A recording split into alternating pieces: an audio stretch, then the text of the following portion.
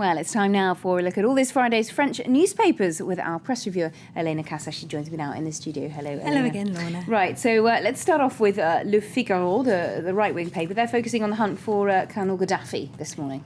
They are indeed, and especially on the role being played by British and French special forces in hunting down Gaddafi. Now, both governments have denied that there are any special forces on the ground participating in this, but Le Figaro's correspondent in Libya says he has evidence that British and French officers have spent months living with Berber groups in the western mountains of Libya, helping them plan their advance on Tripoli, training the rebel troops, and now they're in Tripoli helping them hunt down Colonel Gaddafi and sharing intelligence with them. Now, the British Defence Minister Liam Fox has admitted the intelligence sharing, but he denies there are SAS boots on the ground. He denied this explicitly yesterday after it was on the Daily Telegraph's front page, as did Nicolas Sarkozy, who tells Le Figaro that there are absolutely no French special forces in Libya.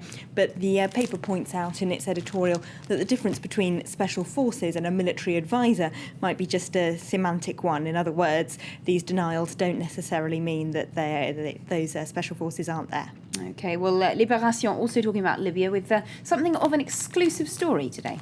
Yes, this is actually very interesting. They say that the man who's now running Tripoli for the National Transitional Council, who's been put in place to try and control the power vacuum there, which risks descending into chaotic unrest, is a former jihadist, an al-Qaeda member who fought against the US in Afghanistan. Now, his name is Abdel Hakim Belhaj, and according to the paper, he fought against the US in Afghanistan between 2001 and 2003. He was captured by the CIA in 2003 in Malaysia and detained both there and in Tripoli, where he was eventually released by the Gaddafi regime in 2009 after publishing a document in which he renounced his Islamist beliefs and proclaimed his support for the dictator. Now, that change of heart obviously didn't last terribly long, because he then went on to become leader of the Western rebels in the mountains and is now leading the National Transitional Council in Tripoli.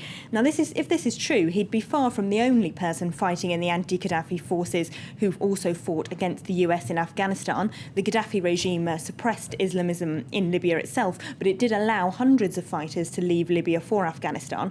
And this, of course, is probably NATO's and especially the US's worst fear if people who fought them in Afghanistan do turn out to become prominent in the insurgency. Belhaj isn't the only person known to have Islamist links who's in the NTC. There are a number of leaders who were members of a Libyan Islamist terrorist group which carried out attacks against the Gaddafi regime in the 1990s and was known to have links with al-Qaeda. So Western powers are probably very worried about the risk of Islamism becoming very influential in the new regime. Indeed, and changing tack slightly now, French politics also making the front page of that left-wing paper. Yep, if we have the front page of Libé back, they've got the Socialist Party in time of crisis on the front page. This is because their summer party conference begins today in La Rochelle and goes on until Monday. Of course, this is their last conference before October's socialist primary election, and the Libération is saying a lot of the things that we've already heard about the Socialist Party in recent weeks. They're too divided, the candidates can't agree on any policies, and the voters don't trust them with the economy. Le Parisien is also taking a look at this today. They say they call it an armed peace between the main candidates. They've got a photo of Ségolène Royal, Martine Aubry and François Hollande, the main candidates, all smiling together. But they say behind the smiles, the knives are out.